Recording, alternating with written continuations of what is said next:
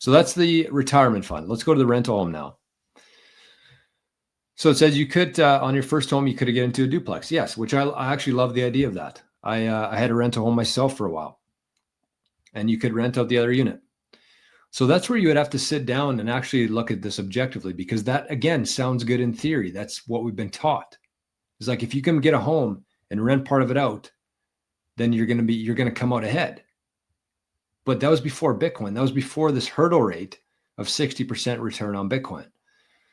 So this is what I'm going to say here, because if, let's just say that you are looking at a house, your first house, and you have an option between a standard home for $200,000, and you have a duplex that you could buy for $300,000.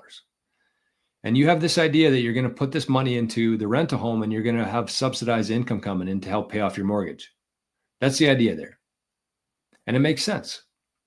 Except if you take that $100,000, the difference between the single unit and the duplex, you take that $100,000, you buy one Bitcoin, that's going to perform at 60% a year for who knows how long into the future.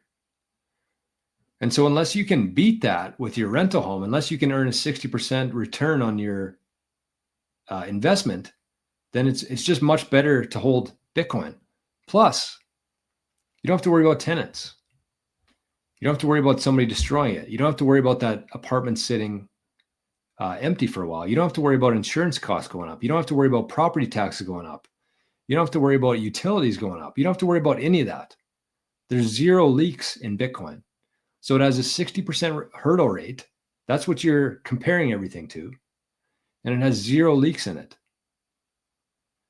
So historically speaking, yes, it would have made more sense to put some money into your retirement fund, because your employer's paying some of that.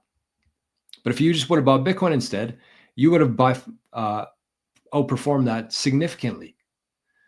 And in the old world, it made sense to, yes, invest a little bit more, get a duplex, get your mortgage subsidized. That made sense before Bitcoin.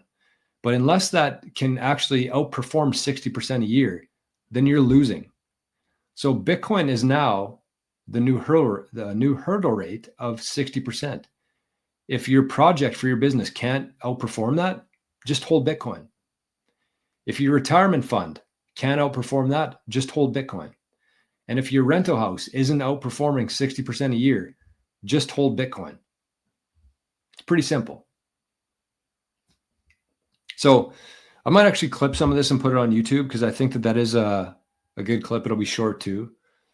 But anyways, that's kind of the idea here, is that yes, a lot of these things made sense if you structured it properly and there was a bunch of moving parts and it made sense before Bitcoin, before we had that hurdle rate of 60%. So again, I'm not going to tell you to go all in on Bitcoin. In fact, I actually don't advise people to do that. I usually tell people, like, only invest as much as you know in terms of actually taking self-custody of it. On the other hand, if you're somebody out there who kind of gets Bitcoin, you're excited about it, you see where this is going, and you want to hire somebody to either help you with it or just hold it with like a Caleb and Brown, I'm fine with that. But you should only invest, you should only take self-custody of the Bitcoin as much as you know. So let's say if you had like you gave yourself a quiz and you said, out of 0 to 100, what's my Bitcoin knowledge level here?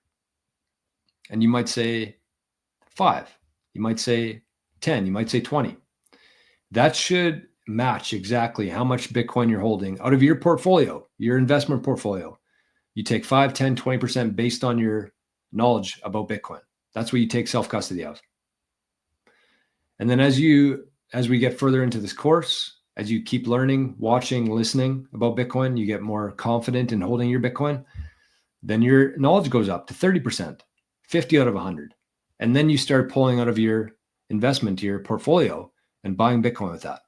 So again, you're going to know when the time is right. You're going to know when you're going to go kind of not all in on Bitcoin, but you're going to take a significant amount of your family's wealth, your portfolio, and you put it into Bitcoin, because it's the only thing that makes sense. It has a 60% hurdle rate.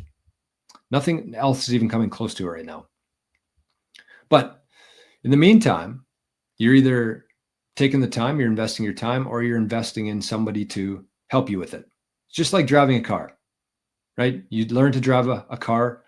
You don't just hop on the highway and start going. You kind of drive around the yard, maybe your grandpa's yard for a while. And then when you're 16 or 17, wherever you are, you have somebody right beside you in the passenger seat and they're telling you what to do. And they have a brake that they can press anytime if you're going too fast or you're doing something stupid. So you have somebody there when you're learning to drive. It's the exact same thing with Bitcoin. So consider that. If you're wanting to make a sizable allocation to Bitcoin, either have somebody hold it for you, like Caleb and Brown, or hire somebody to help. Or you're just going to take a little bit longer because you're going to have to put in the time yourself to understand it and learn. And that's what you're doing here. So you're definitely on the right track.